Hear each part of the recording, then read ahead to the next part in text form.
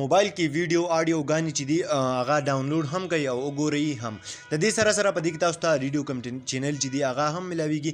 بله خبره دا ده که د پښتو غانې اورېدل غواړئ یا د اردو اورېدل غواړئ یا د انګلیش کمې غانې چې دي هغه تاسو خپل په موبایل کې اورېدل غواړئ او د دې سره سره تاسو ځان سره ساتل هم غواړئ، مطلب موبایل ته یې ډاونلوډ کول هم غواړئ. نو د دې لپاره تاسو ته به نن زه ډېر یو ښکلی او ډېر مزدار اپلیکیشن راښیم چې ډېر په اسانه طریقې سره هغه تاسو استعمالولی هم شئ. هغه اپلیکیشن به تاسو ډسکرپشن نه خپل موبایل ته را ډاونلوډ کړئ یا د کمنټ نه. کله چې دغه اپلیکیشن تاسو خپل موبایل ته ډاونلوډ کړئ نو تاسو به وګورئ تاسو ته به داسې شیان یو انټرفیس راشي. په دې کې تاسو ته درې کیټګریانې چې کومې دي هغه تاسو له راکړي دي. اولنی چې دی میوزیک مطلب کم آډیو ګانې چې دي ټیک ته چې هغې کې تصویران نه وي، هغې کې ویډیو نه وي، دغه یوه اولنی کیټګري ده. ټیک ته دا وګورئ تاسو چې کمې آډیو ګانې دي، کمې نوې ګانې دي، که د پاکستان دي او که د انډیا دي، که د هر یو سنګر دي، نو هغه ټولې تاسو ته دلته کې ملاویږي. ورپسې کومه دویمه کیټګرۍ ته که تاسو راشي نو هغه ده ویډیو. ټیک ته ویډیو مطلب دغه دی چې ګانه هم وي ورسره کم ویډیو ګانې چې دي هغه ټوټلي تاسو دلته کې ملاویږي. هغه هم دا وګورئ تاسو لاندې کم سنګر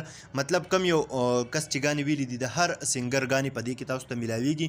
ټیک ده دا وګورئ تاسو که د پاکستان وي، که د انډیا وي، د بالیوډ وي، هالیوډ وي یا د انګلیش کمې ګانې وي، ټوټلي تاسو دلته کې ملاویږي. ورپسې که تاسو راشي نو ریډیو ته. ټیک ده په دې ریډیو کې تاسو ته دلته هر چینل چې دی د ریډیو هغه تاسو ته ملاویږي. دا وګورئ کشمیر بیټس دی یا کوک سټوډیو ده، دغه شانتې تاسو وګورئ. نو نور پکې ټریولینګ والا دي، هر چینل چې دی د ریډیو ټوټل تاسو ته دلته ملاویږي. ټیک ده نو دا تاسو ته دې ځای نه کتلی هم شئ او ډاونلوډ کولی هم شئ. د دې نه علاوه اوس تاسو یو سنګر ګانې ګورئ، یو آرټسټ دی د هغه ګانې تاسو ګورئ، نو هغه هم تاسو دلته کې سرچ کولی هم شئ. ټیک دلته کې وګورئ یا د هغه آرټسټ نوم ورکئ یا د هغه ګانې نوم ورکئ یا که د هغه یو البم وي تاسو ته د هغه البم نامه یاده وي نو هغه نامه ورکئ، هغه به تاسو ته ټوټلي دلته کې راواخلي. نو په دې طریقه قدرمنو تاسو کولی شئ چې وګورئ هم ډاونلوډ یې هم کوئ. کمې چې بیا تاسو خپل موبایل ته را ډاونلوډ کوئ نو دلته کې تاسو له یو آپشن راکړی دی که تاسو تخکاري ډاونلوډ چې ورته لیکلی دی. ټیک ده دا چې کله هم تاسو دلته کې دا وګورئ ډاونلوډ کوئ نو به تاسو ته دلته کې په ډاونلوډس کې چې کوم دي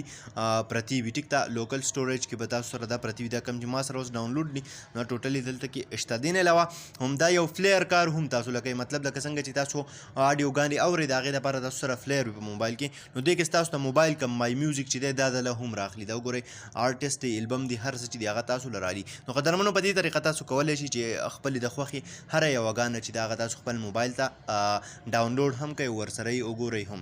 نو قدرمنو دا به نوې ویډیو امید لرم چې خوښه شوې به مې، که خوښه شوې وي لایک یې کړئ، چینل سبسکرایبول مه هېروئ، ملګرو سره یې شیر کړئ. تر بلې ویډیو د خپل ځان ډېر زیات خیال ساتئ. د خدای په امان.